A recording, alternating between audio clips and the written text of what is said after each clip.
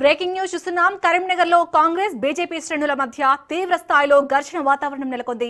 Neat paper లీకేజీకి బాధ్యత వహిస్తూ కేంద్ర మంత్రి ధర్మేంద్ర ప్రధాన్ రాజీనామా చేయాలని, రాహుల్ గాంధీ అరెస్టును ఖండిస్తూ కాంగ్రెస్ నాయకులు ఆందోళన చేపట్టారు. గాంధీ విగ్రహం వద్ద శాంతియుత నిరసన అనంతరం ఎంపీ బండి సంజయ్ కార్యాలయాన్ని ముట్టడించేందుకు కాంగ్రెస్ శ్రేణులు యత్నించాయి. ఈ క్రమంలో నేతలు రాజేందర్, కొమటిరెడ్డి నరేందర్ రెడ్డితో పాటు పలువురు కాంగ్రెస్ నాయకులు ఎంపీ ఆఫీసులోకి చొచ్చుకెళ్లేందుకు యత్నించగా పోలీసులు అడ్డుకున్నారు. సమాచారం అందుకున్న బీజేపీ కార్యకర్తలు, కార్పొరేటర్లు అక్కడికి చేరుకోవడంతో ఇరు వర్గాల మధ్య తీవ్ర తోపులాట, పరస్పర దాడులు చేసుకున్నారు. పరిస్థితిని అదుపు తెచ్చేందుకు పోలీసులు కాంగ్రెస్ కార్యకర్తలపై లాఠీచార్జ్ చేశారు. మరోవైపు బీజేపీ శ్రేణులు డీసీసీ కార్యాలయం వైపు వెళ్లేందుకు సిద్ధమవుతుండటంతో కరీంనగర్ లో ఉద్రిక్తత మరింత తీవ్ర రూపం దాల్చింది.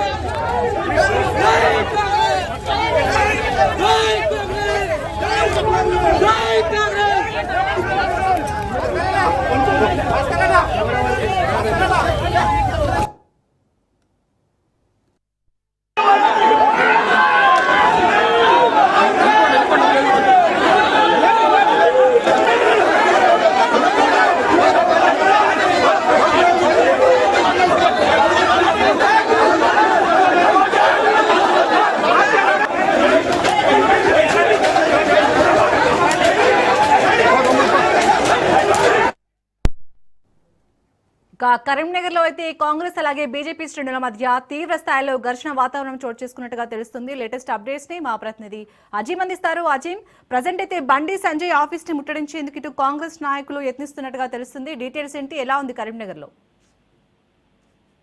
కరీంనగరంలో రాజకీయ ఉద్రిక్తత నెలకొంది. Neat paper leakage, Rahul Gandhi arrest నిరసన నేపథ్యంలో ప్రారంభమైన ఆందోళన అయితే ఎంపీ కార్యాలయం వద్ద అయితే తీవ్ర ఉద్రిక్త పరిస్థితులకు దారితీసింది.